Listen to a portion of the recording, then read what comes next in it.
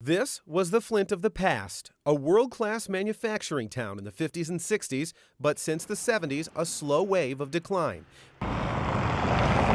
But now a new wave, pushing back, and it's building. We've got some goals over the next 5 years to hire as many as 1,000 employees. Diplomat Pharmacy CEO Phil Hagerman has been hiring like a madman since the local pharmacy went national, specializing in drugs that treat cancer, hormone imbalances, and even AIDS.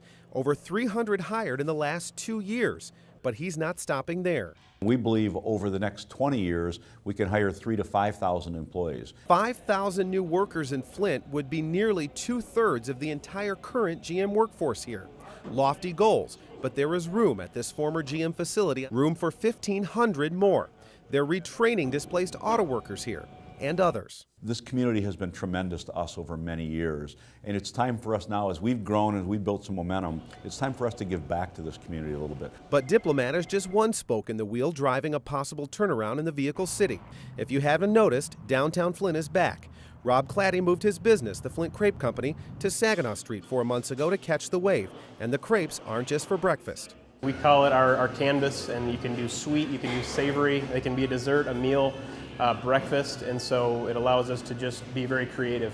Many of the ingredients are grown here without the use of pesticides at Urban Steward's greenhouse right on Court Street in Flint, and they plan to try and sell these homegrown ingredients to other local businesses.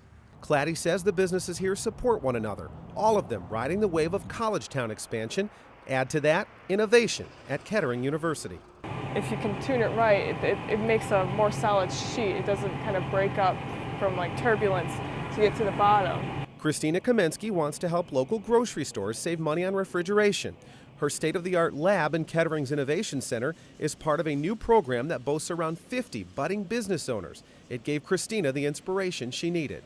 I also worked at TechWorks as a special manager, special projects manager.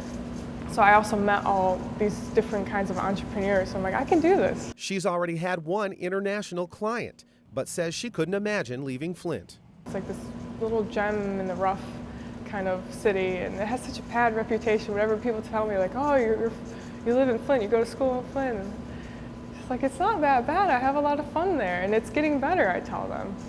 And I'm happy to have my company here. 3 businesses with different stories, but the same message. Despite its problems, Flint is coming back faster than most realize. I think growth can be a steady march, and I think that's what we're seeing right now in Flint. I think we're seeing a steady march towards an improved economy and recapturing the strength that Flint had in the past.